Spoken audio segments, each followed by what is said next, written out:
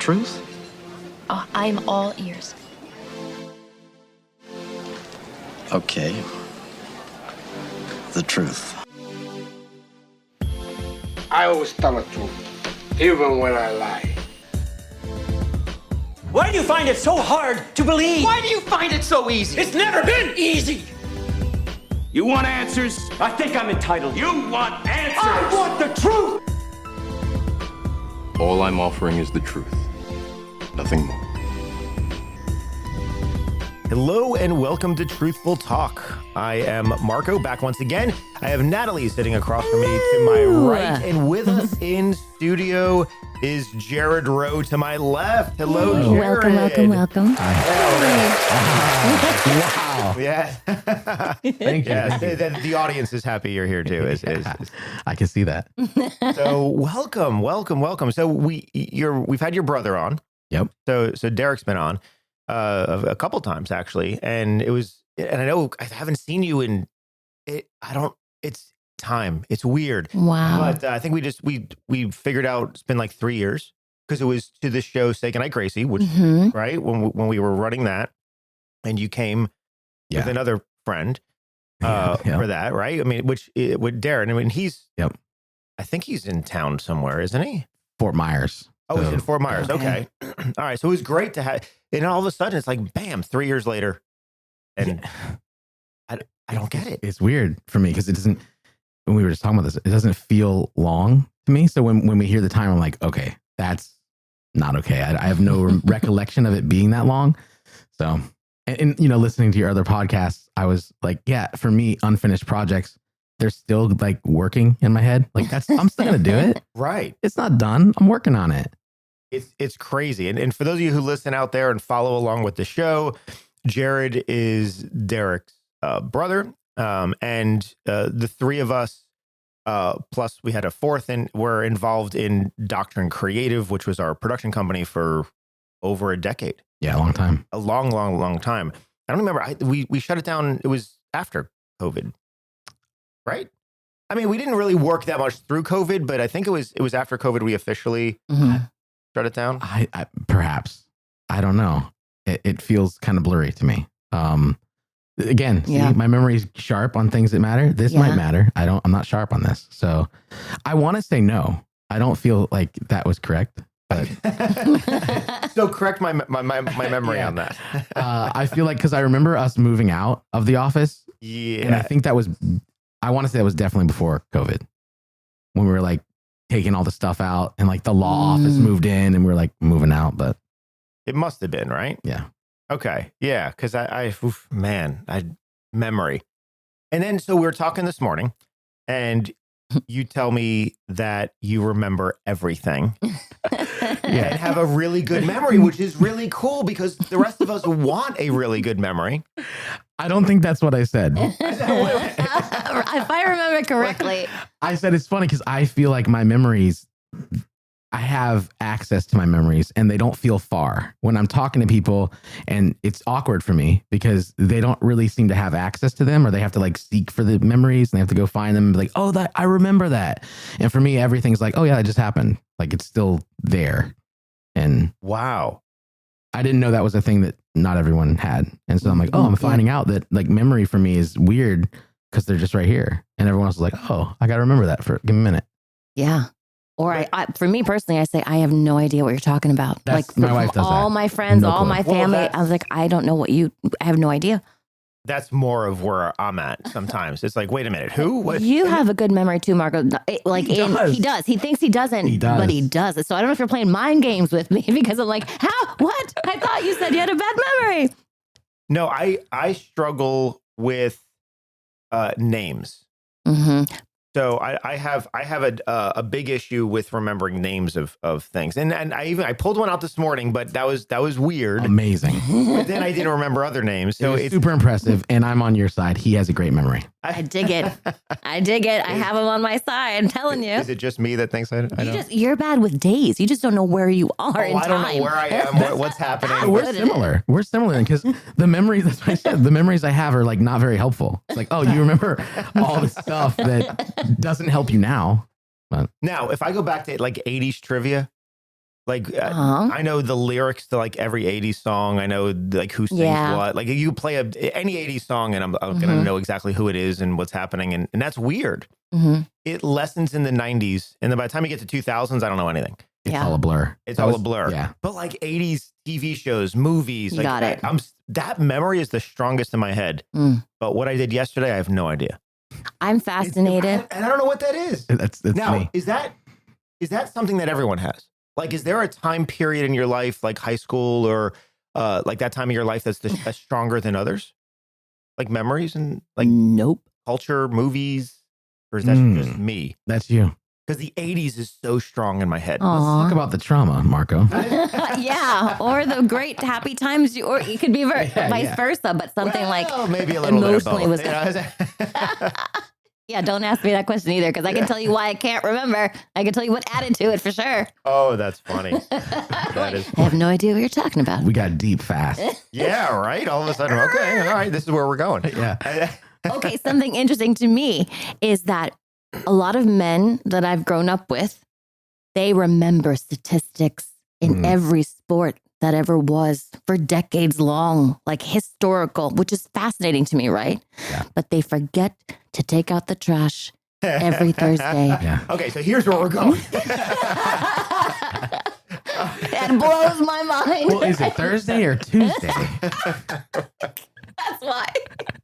You know what's funny is I used to be more of a sports person, and I could do that back when I was in my 20s. Yeah.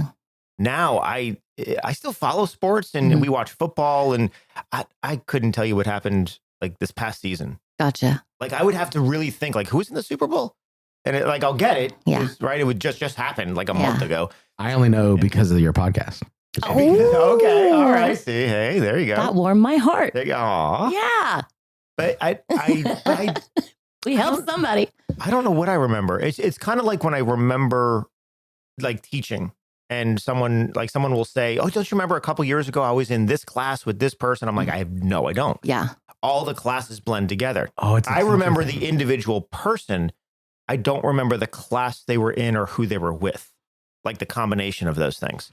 You know, Because- that's interesting because I wonder if, because my wife she's been a teacher for a very long time and her memory, not great, but like in what you're saying makes me think like you've just met so many more people than I have. So I'm like, yeah, I remember everything because I met like 5 people.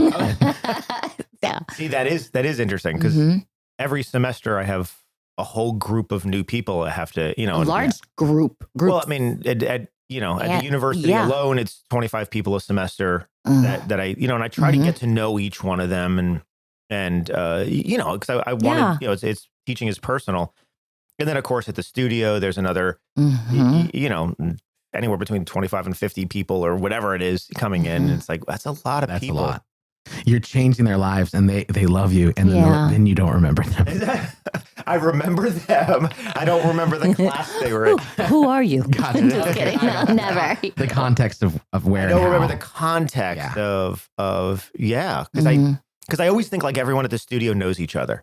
And I'm shocked when like 2 students come in and don't know each other. I'm like, how do you not know this person? You've both been around for seemingly forever. And I just don't like, what class were you in or what did you do? And it's a weird thing. Well, I've always related with when movies say things like, oh, it feels like yesterday. Because like, even though like I haven't seen you in a long time, I guess technically, or on paper, like it doesn't feel not at It's all. like yesterday. And so like, that's what I think where I talk about the like memory being close. It's like, oh, like it's like yesterday, and it's interesting. And because it doesn't feel to me, it doesn't feel that long that we were in the small house in Kissimmee. Yeah. And we used to watch West Wing at night on the couch. Remember, we used to sit there and like we were done with all our work at like midnight. We'd watch. It was probably 3 a.m. It was late. We would work late. Yeah. But like that doesn't feel that long ago to me. No, it doesn't. I think I've blocked out more of our second studio, the DMP. I think I blocked out more of that than I did it wasn't the house. as special, right? Like the smaller studio was more special, like being close quarters, working 24/7. That was like crazy. our place. You know, the whole thing was just our place, and I loved working with DMP and Dave Nixon, and I loved to work. But you're right, we were one piece of a bigger puzzle. Yeah. in And that. it wasn't as like ours, I guess. Yeah. Yeah. Yeah. Interesting. So we were talking with Derek, and the subject we've been on for 2 podcasts in a row with him, which is going into a third, is about unfinished films and why don't we finish things? And Derek's philosophy, which was very interesting to me, was that the preparation, if the preparation isn't as strong going in with vision and what we're trying to accomplish and who's running the boat and everything like that, then it's difficult to get done at the other end. Because and if we think of Out on Parole, there's a lot of people involved in the process of pre-production, getting it done, and especially production. There's a ton of people involved. And then all of a sudden you go into post and everyone goes away.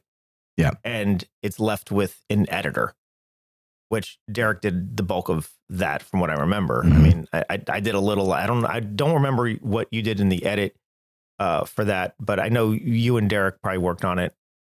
But there's not a team anymore. There's a team that reviews it and says, I like this or don't like this. And so Derek's philosophy or his ideas, it's tough. It's a lot of responsibility that then all of a sudden falls on maybe one person or like a smaller team, and the motivation gets lost. I feel like for me, what it is the possibilities are very limited every day you're on set. Possibilities are very limited in what you can do.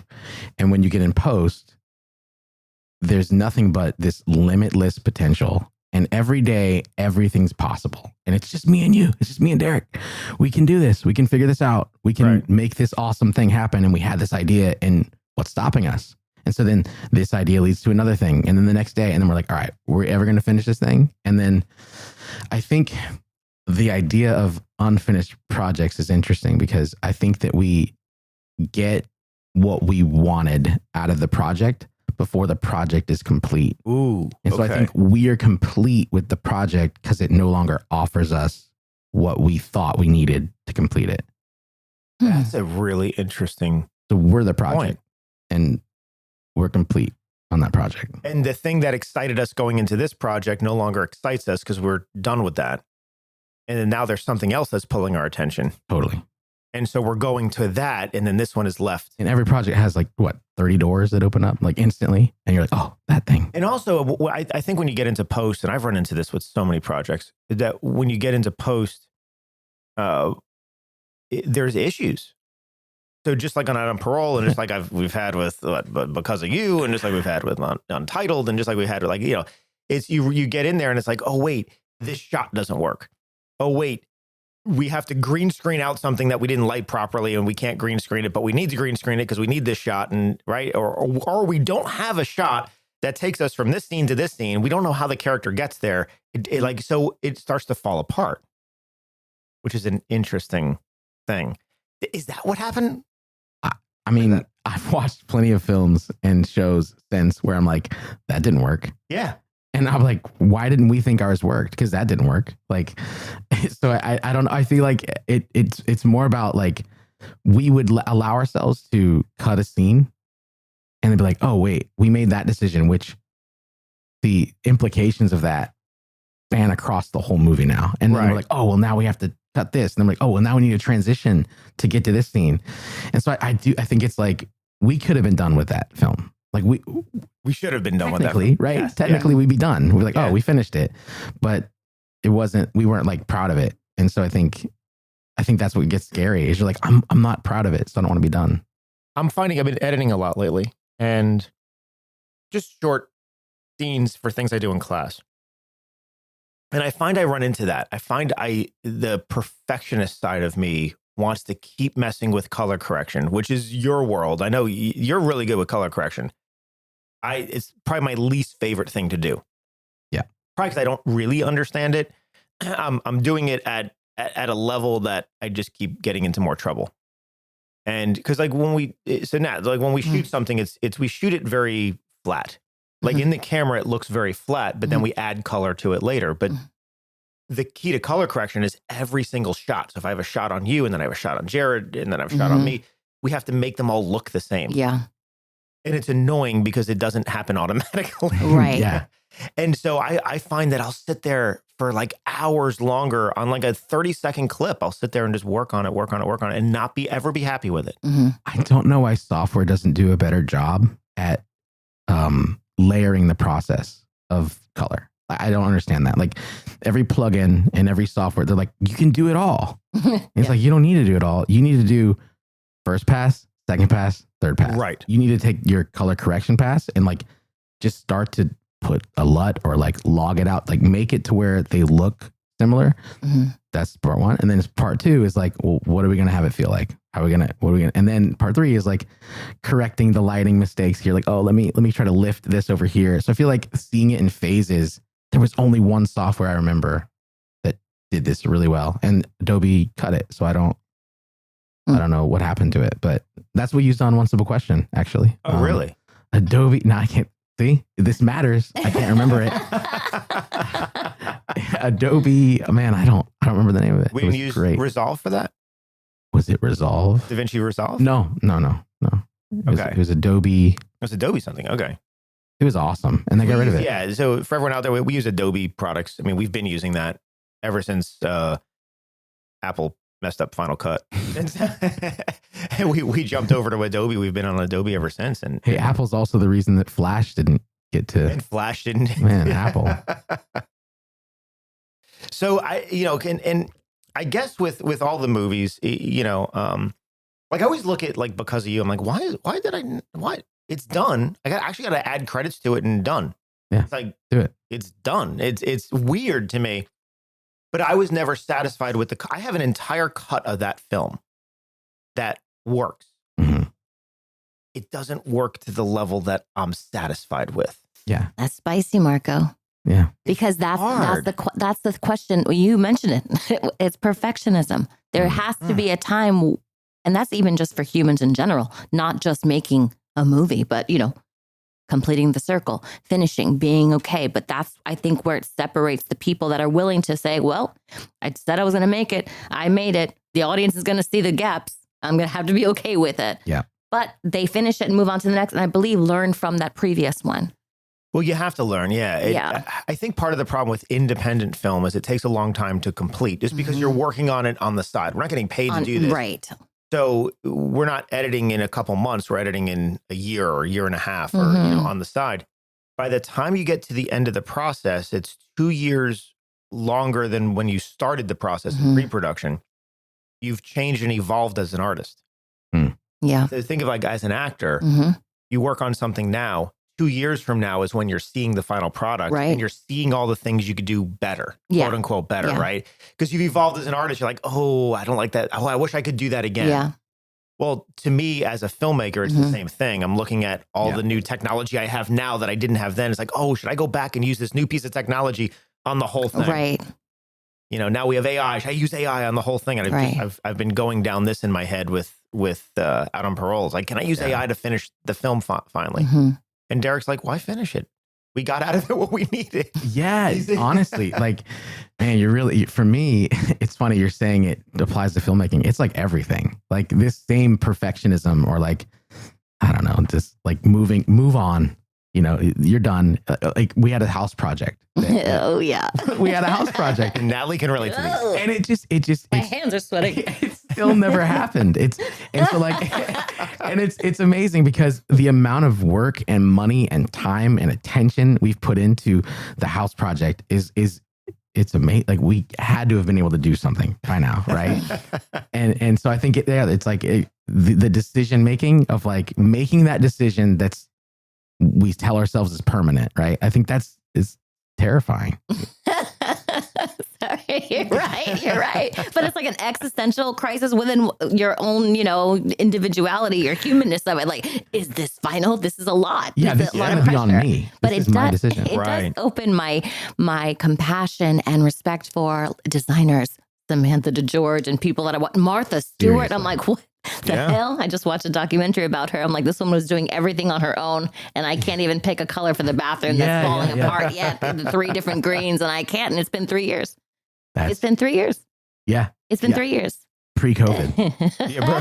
Jeez. Pre-COVID. Me too. That's why last year we I don't know if I told you this. So we decided this is never happening. We can't. We're not. It's not happening. So we went to Greece for 3 months. Okay, yeah, and I knew you were in Greece. Yeah, Awesome. Yeah.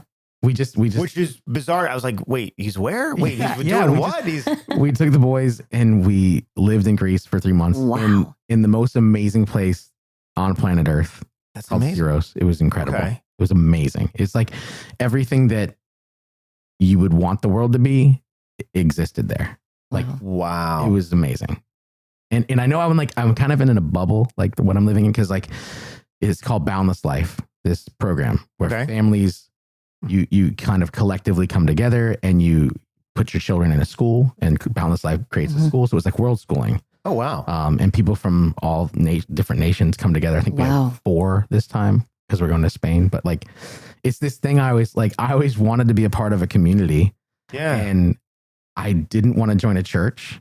Mhm. That's like the option here in Yeah, Central Florida. Is like, right. oh, there's churches everywhere, and I'm not going to be an imposter at a church or something. But then this became kind of like the community I that was going to say something terrible. So everyone else is. I'm shocked I didn't. I'm shocked I didn't. Yeah, I can if you want me to. This is truthful talk. So I mean, Yeah. That's incredible. Yeah, it's honestly been really like a life-changing experience because we never left the US, let alone lived outside the US. Right. right. And so a lot of people we met there were like, wait, this is your first, like you just decided to move here for 3 months? And we're like, yeah, I guess so. And So you closed down your house or just no, secured it, that was the part we messed up on. We still Oh. paid for our house here. right. Yeah, But you have to, right? Because you have to come back to a Yeah. house. exactly. Or do some Airbnb. people do some people sell and then they move over there and then buy when they come back, or how? Because that seems like a lot of Yeah. work. Yeah, some of them just don't own a home. And some of them No kidding. rent their homes out. Yeah. Mhm. Oh, okay. All right. Yeah. Yeah. When you get your home completed, then you can Airbnb it. Yeah, that's or don't half start. off. Yeah, this is sensitive. Trust me, I'm in the same boat. Yeah, That's incredible. Yeah, it is. there was this really great moment for me that I feel emotional about every time I think about it. But Jace is my oldest. He's turning 13 in a few months. Wow. He's gone through a lot the past, pandemic era Right. with gut health and just like finding out his autoimmune disease and like fixing it finally. Which, Okay. funny enough, actually fixed me, which is Really? crazy. And so we were heading up to our apartment in Syros, and wow, it's hard to say this. He was in front of me, and he turned around and goes, "Daddy, would you say that this has changed you?" And I was like, yeah, I guess so. Like, yeah, like living here has been amazing. I think it changed me. He's like, yeah, I was gonna say that. I think it's changed me. And I was like, Oh my God. Oh my God. dude, oh my gosh. Like, wow. it just was super, like the moment that if I wanted something from that experience, like that was it. That was what I was hoping would occur. It's just some life moment, Incredible. It was nuts. Changing the environment, seeing the Yeah. world, saying yes, Yeah. opening up to different things. What do you Wow. do when you're there? Are you still working? Yeah. Or you are? Uh-huh. Okay. Yeah. I mean, I've worked remote for how long? Yeah. So it didn't matter that you were Yeah. around the world. You could Exactly. still do what you needed to do. If anything, it was like finally I'm taking advantage of the fact that I work remote. Mhm. And so that, yeah. Gotcha. And a lot of people there, a part of the community, they work remote as well. And can I ask Okay. what you do for work, or is that Yeah. No, totally. that cool? I I didn't mean, know off I do limit. this and Like that. a beep, beep, beep. I dabble. I do this and that, no. Import, export. Yeah. No, so I do several things. So I own a business called Starseed, which is basically like the continuation of Doctrine. Right. And so we take on projects. A lot of it's 3D, like rendering, Mhm. animation, and stuff like that. Been doing a lot in AI recently.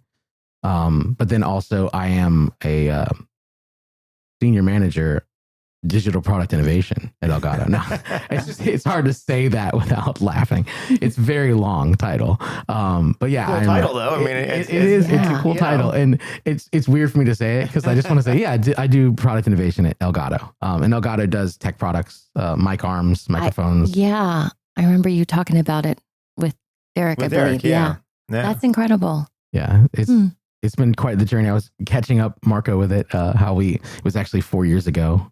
We sold our business and were acquired by Elgato. And so that's how I became to work at Elgato. And I love it, honestly. I do. I love it at Elgato. I think it's an incredible team of people that care a lot about things that I don't think most people think about. And so it's cool to be a part of a team that like thinks about the things that like really matter for, podcast or I know because we were talking about the like software like OBS. If anyone's out there that uses that, you know what it is, and if you don't worry about it. But it's but it's like what you were telling me. It was like, oh my god, it's like this is game changing stuff that you're doing. Yeah, I mean it really is. It's been really cool to see like since we released Marketplace Connect, which is an OBS plugin. That I truly feel solves a lot of pain points for working on a daily basis with OBS, which is like, if you wanted to send me your scene right now, or like whatever the scene collection you're using to do whatever it is you're doing, which I don't know what it is. How would you do that? Oh, I'd Dropbox or something. I don't know how I'd send it to you. No, but how would you even send me that? Oh geez, I have no idea. You can't.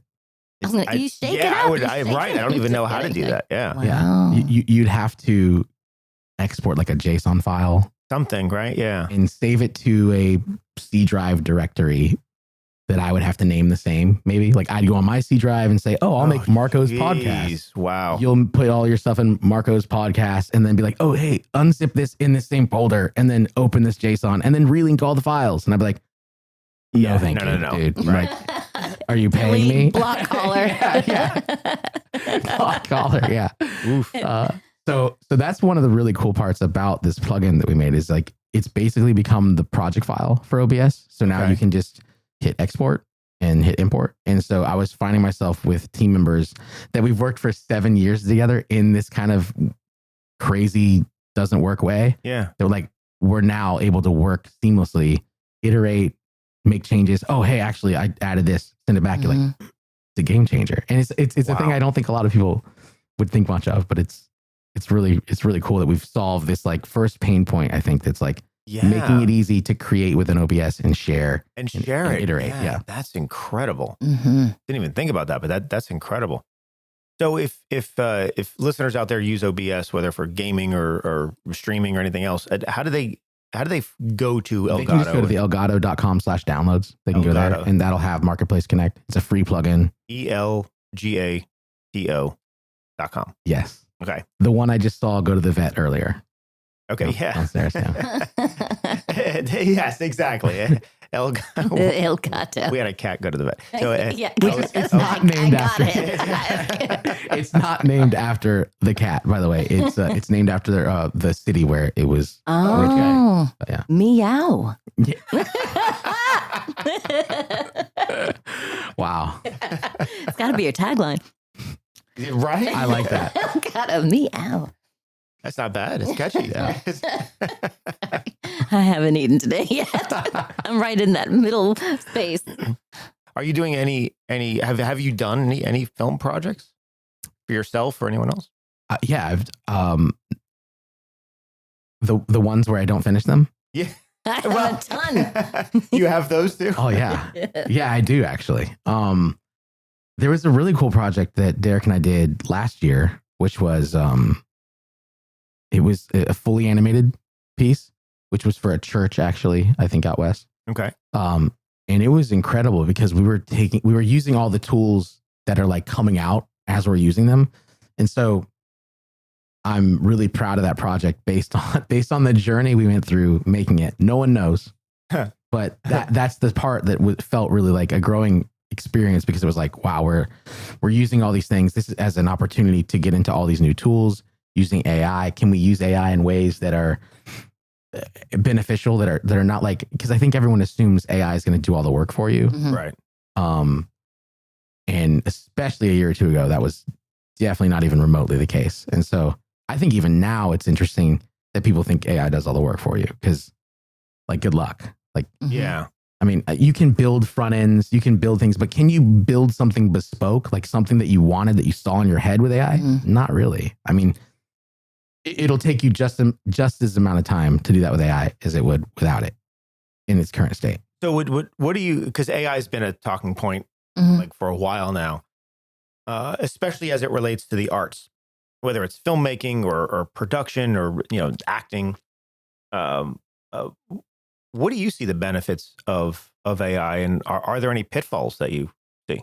It's amazing. It's so what I love about it is I don't think it makes, I think for programmers, it definitely makes your life easier and better and does a lot of the work for you. I get that. I want to, because the statement I just said was definitely towards visuals. And I feel like for the visual side of things, it just makes you more powerful. Like it's not going to make your life easier. I don't think it's just going to make you that much better. Okay. The result's going to be so much better than what you could have done without AI. Because like, if you don't have the money to go hire a studio, right, or more artists for your team, I think you can use AI in that way. And what I'm seeing, which is really neat, is when I'm putting together, let's say, like a short film, and I need an establishing shot. My two choices are to go buy an image, right, or or like I have I still pay for a yearly subscription to a site where I can just they can download images, and I can do that, or I can use AI and say, create me a 3-second shot that's a flyover Chicago or in. And it looks good enough where I can use it for my 3-second intro into a film. It's good enough. Yeah. I think it is. And it's like and then I have the license to that. I don't have to worry about any of that. It's really interesting. I think for things like that, I'm like, nobody likes to do establishing shots. Like any film production, it's a lot of freaking work. Yeah. And just for 2-3 seconds of something that's like, here's the front of a building. And I'm thinking like that's a big place where we can use that. I think so too. I think that doing things that we've struggled for so long with, those transitions and the setup, I think you're right. I think that gives us a good opportunity to like solve that part of the film that's unfinished, and move on. And I was looking, because I know, going back to Out on Parole, I know we had one of the big issues that we had was the green screen that we did in the car, that I just don't think it was, we just didn't light the green screen well enough or something, but it was hard to do that replacement. Yeah. And I was like, could AI solve that? But it's still not there. Or I haven't found where it's there. Because I would love to say, listen, look at this video, find anything that's a green screen and just replace it for me. I would love to give it if it got to that point.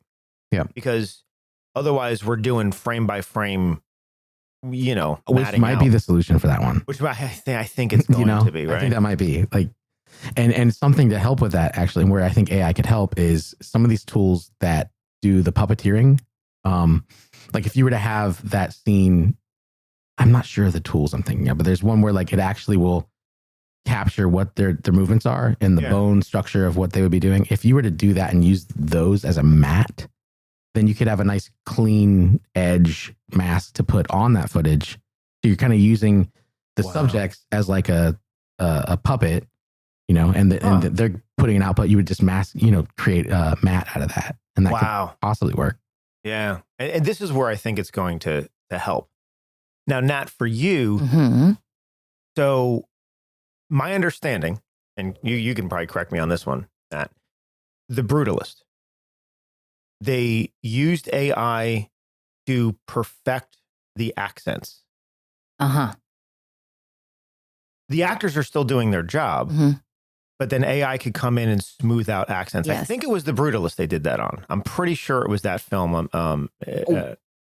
I would add Maria Callas, the movie with Angelina Jolie. Even though she went and she trained as an opera singer, they blended her voice with Maria Callas's voice, if I'm saying her name correctly. Okay. So initially I thought it was Angelina, right? And then I was like, oh, reading a little bit deeper. It wasn't her who did it, who did everything. So I was like, to me, I sat with that thought, like, what does that really constitute? Or, is that the actor? Is that, is that a cheat? Is that just a new way to blend an artistic way of blending the two things to make the story come to life as much as possible? Because we've been blending forever since there was a different voice for Vader in post than there was for production. We've been doing things like this for a long time. Good point. And I know there's a fear. It's like, and there was a really big uproar about, no, this film's using AI for this, or they're using, and it's like, but it's not replacing anybody. So it's enhancing the film. Right. It's not, because my thing as an actor is I don't want them using my likeness without paying me for my likeness. Yeah. But if they could make my performance better, if they could make the film better in some way, like singing or something like that. Operatic singing or the brutalist based, trying to tell this story that's so time important. period specific and it's just apparently AI just smoothed out the accents to make them more time period specific, but they were still the actors' voices. Yeah, I don't know why it's controversial. I don't know why. Because it's very similar to the lighting, to the sound, like everything you're watching on a movie, in any TV, it's all fake commercial. It's not real. It's a heightened version of reality. So, people fail or, forget, maybe the average consumer thinks that like, oh, what they're saying is real or whatever. It's like, no, that's how the great masters do it. So I for sure think it's just whatever the director's vision of, like telling the story as truthful as possible, whether it's in a play, whether it's in a movie. And of course we train to our best, but if they can finesse it and make it so that the audience is completely enthralled by it, I say, why not? If that's the director's vision. If not, you're going to pay more for, what do you call it? Like vocal coaches or people, you know what I mean? You're going to have just a little bit more work. And it may never get there. And it may never get there. Well, and like the funny thing is like James Cameron in the next Avatar installment, and he's more of a film purist and things like that, but he's going to put like in the, like in the front of the film, like no AI was used in the making of this film. I'm like, okay, but it's all CGI. Right. I mean, the entire thing is not what you see. Yeah. You're still replacing out people for the Pandorians or whatever they are. And you know what I mean? It's like, okay, I get it, but I don't know. I don't know where that line is. I don't get it. Right. I don't mean, get it. Well, I think I get it from the standpoint of, did you use Siri when you, you know what I mean? Like how much AI is not in the film? Like, are you not utilizing Zapier in any way in your production tools? Like what are you, where are you drawing the line? Yeah. That is true. Where are you drawing the line? And I like the line you drew. You said, as long as they're not using my likeness without paying me. It's like, well, that's a pretty clear line. Yeah. So then, and that's all I care about. But if they wanted to use my likeness with AI and pay me for it, my God, please do it. Right. Use my voice and use it over and over and over and just send me a check. I'm good. Yeah. And I'm good. I could work more. Yeah. Because you could literally work on two projects at the same time if AI is doing it for you. So yes, send me a check. I'm good. Use me all I want. Yeah, all you want. Right. And so that's where, to me, it's a little weird. Because I, just like as an editor, I would love AI to help me edit more, like color correcting. I would love more automated tools for color correcting or sound design, leveling out sounds. Then here, analyze this entire track and then go through track 2 and make everything at this level for me. Yeah, because it's all for storytelling, right? Right. Right. So anything that's going to help anyone create this thing that they have in their mind that tells the story, like I'm for it. That sounds good. Or help us finish these films that we never finished. I don't know why I want them done. Do you want them done? Because you said something different and I liked it. You're like, put it to bed. It's over. Move on. I had to do that. I want Out on Parole done. Oh. Because I love the film. Okay. I find myself to this day quoting the film. I think it's quotable. I think it's fun. I think it has a good message. I think it's relatable even today. And I think we did such a good job on it that it's like, I just want it out there. I think I quote Looney more than anybody. But I find myself like, it's like I quote other 80s movies and catch lines and, all Yeah. right, all right, all right. And I find myself quoting Looney a lot, and which is a character from the film. I'm finding out why I'm here today, by the way. And but it is interesting. But then I get frustrated because do I really have the motivation to do it? I was going to say, what's the And but? that's where I struggle with the desire to want it to get done versus my desire to spend the time to actually get it done. Right. Maybe you're in love with the fantasy of getting it done, but not, Maybe. because as I hear, motivation is garbage anyways. Well, and I think what I want though is something to show my film students and something to show the So acting there's a students reason. as like, this is a project that was completed here, completed, it was locally. It was done for, a shoestring budget, and look what we accomplished, and look what you can do for different things. And, Yeah. so I like it as an example Yeah. of that as a teaching tool, which I guess I could still pull scenes So from much it guilt. and do that, right? So much guilt I'm feeling. Right. I put it You're away. feeling guilt. I was going to say, feel you're guilt. getting guilt from him. I feel guilt. I put it away. Marco does a really good job of bringing it back Reviving it. It's out. a zombie. Lots of guilt. I mean, there's a lot of people that we owe that film Aw. to. It's true. And I mean, Ralph, he's not around anymore, but Yeah. that was a huge thing for me. It was like, he was such a big role in making all that happen. And so Do you think Ralph's passing took the pressure off getting it done? 100%. Because I agree that doing it for Ralph was a big motivating thing, because Ralph gave us so much. And Can you tell me- Ralph yeah. Clemente was what was his position? He's the legend. He's the director. creator of the film program at Wow. Valencia. And Wow. yeah, he was a huge part of us being able to pull off that film. Actually, I have a funny story. So I don't know if I told you this, but so we're on set. It might have been your first day on set, but not as an actor on set. Yeah. Because Marco goes away as a producer and he comes back and you're like, oh, this Aldo guy's here. What's this guy doing?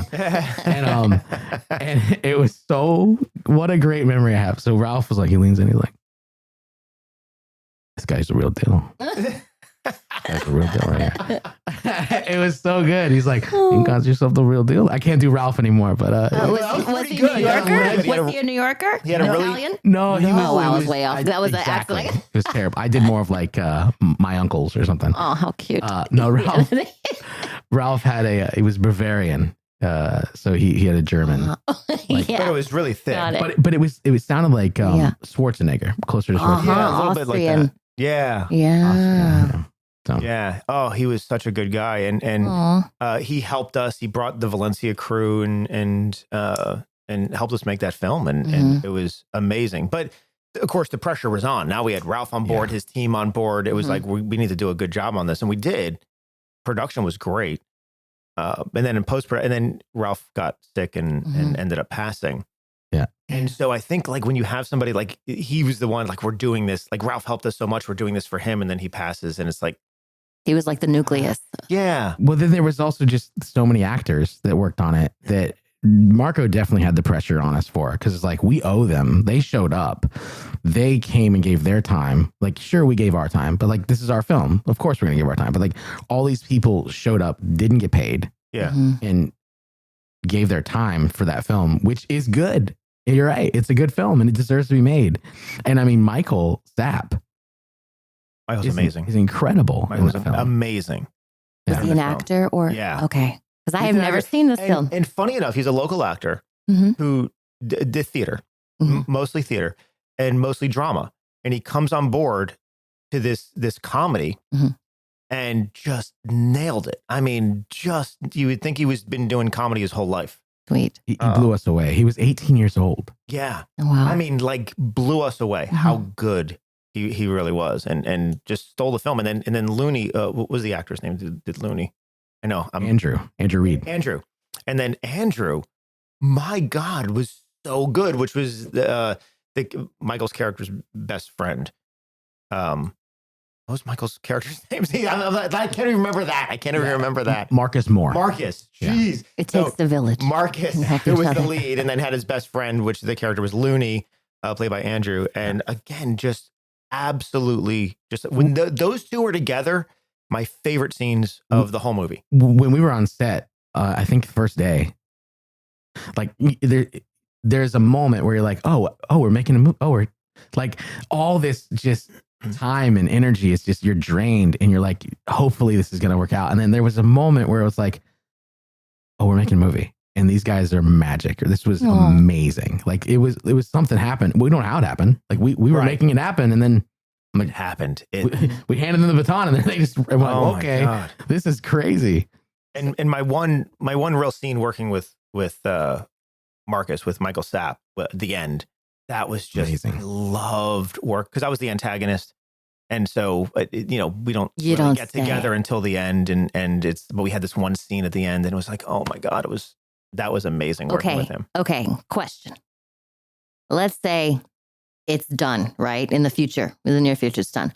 What were like the first 2 steps you would need to do to address any of the issues? What are like the first 2 massive issues that you see? To get it done. Yeah. We need to go on a retreat. Derek, Marco, and I need to rent Ooh. a Right. You know what? Yeah. I'm not even kidding. So If cute. we Only spent way. a few weeks and just went on a retreat. We and have just, to leave everything. We have Yeah, to. we would have to just dedicate ourselves to it to get it done. But I think we could. I think. And then, Mhm. like, I would love to film that. Like, you guys, the filmmakers, getting something like a documentary on a film, getting it done. Now we're sparking something here. Sparky. That's my street Fire name. under the feet. Filming and making a And documentary just following about you guys. finishing a project. That would be fun times. Yeah. Take a weekend and Right. you only have 48 hours, 72 hours to get it done. Well, you know what's funny about that is, so I've done like a lot of those projects, like the 48-hour film festival and 24-hour film Yeah. festival, and it's amazing what we accomplish in 24 and 48 hours. Yeah. We get it done with a time limit. And I think back to our days in Doctrine, and company comes to us and says, hey, we need this video, we need it in a week. And like, we can't do it in a week. It's like, well, we need it in a week. And we get it done in a You week. get it done in a week. Now, we're getting paid, right? Yeah. So it is a contract job. And normally we charge to get it done in a week. So there is that motivation, Mhm. but we still get it done. Mhm. Yeah. And it's amazing. And I think with independent film, and I know the projects that I work on, there is no time frame. There's nothing that says I Right. have to get it done by this point, Yeah. and it has to. But with the projects that someone's coming in, they're paying us, and it needs to be done by Saturday. It's done by Saturday. Mhm. Yeah. And They're also not 2-hour movies, though. they are not 2-hour movies. But hey, we've done projects that have been, I say, more difficult than that. Though I know, but Derek made a good point. He said every time you watch playback and you hit play, that's 2 hours. it's They're 2 good for hours. weekend. It's 2 hours to watch it. I wonder if we start at the beginning of the film and watch the first 5 minutes and say, is there anything that needs to be corrected? Let's correct it. And then just watch that 5 minutes Ooh. and then go on to the next 5 minutes and then just work Yeah. out what needs to, like, can we do it in smaller chunks Mhm. versus the whole 2 hours? Yeah. I mean, we know the movie by now. I think we need a week. I would think we need a week. Yeah. I would think we would need a week. Yeah. And we would need to probably spend the first day watching the film and like whiteboarding really critical and then like must haves and then like nice to haves. And a deadline for that. Yes. Oh, And then a deadline for what you just said, the whiteboard thing. that's what we're Ooh. right. I'll come in Yeah. if you want with a whistle. Time's yeah, up. the deadline. Because then we have to go, okay, well, what makes the deadline? Jared looked up at the ceiling and goes, the deadline. Yeah. My favorite version of the film, I think, was one of our earlier cuts that had more of the Marcus Maya like relationship, because we had like a longer cut, which was the original one we screened, I think, at think Valencia. so. Yeah, I think we Yeah. screened the longer one, and then as we're trying to make it, we had some different holes. So we ended up shortening it until we cut out a lot of the romantic relationship. Yeah. Mhm. And it was like I ended up missing that. And it was, That was a Ralph trying to get us to get the movie done suggestion, Ooh. I think. they just cut out that stuff. I think and he get was it. like, what's the movie about? Gotcha. He's like, it's about the brothers. About the brothers, Yeah. make it about the Focus brothers on that. and go. Yeah. Which is, I think, not a bad point. Yeah, I think he made a good point. But there's a few scenes I do feel like were really strong for Marcus's character. Yeah. For Michael, which do come through Dawn's, or Yeah. wait, what was Dawn's Maya. character? Maya. So, Yeah. yeah. Yeah, I feel like the scene where they're in the restaurant is a good first time to see that Marcus is a good guy. Correct. And because you don't know yet. Right. You don't don't know give you any context. And you're like, oh, he's an average dude. He's a regular guy. And then, so that's gone now. So you're still, there's a mystery when you're watching. You're like, is this, do I even like him? Do I even like this guy? Like, he's kind of funny, but yeah. Am I supposed to like him? And then the scene where we really kind of make, what's his name? Danny. Yeah. Danny.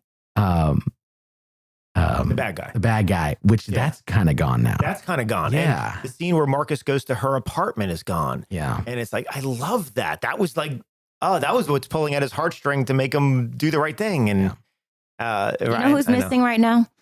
I'm gonna have to. Okay, we're gonna Derek? we're gonna screen No, you. I'm saying, we gotta bring Derek on. Yeah, and I feel like is that where he's at? Yeah. Oh yeah. Oh yeah. Normally he's his there. Head here. His beautiful face pops up So right cool. here in the screen that I'm pointing to. But you guys, I can feel that you guys got it cooking. Yeah. Maybe this is like an after podcast. It is a good discussion, but to is. get it done is just it is a lot of. I think we need Jeff.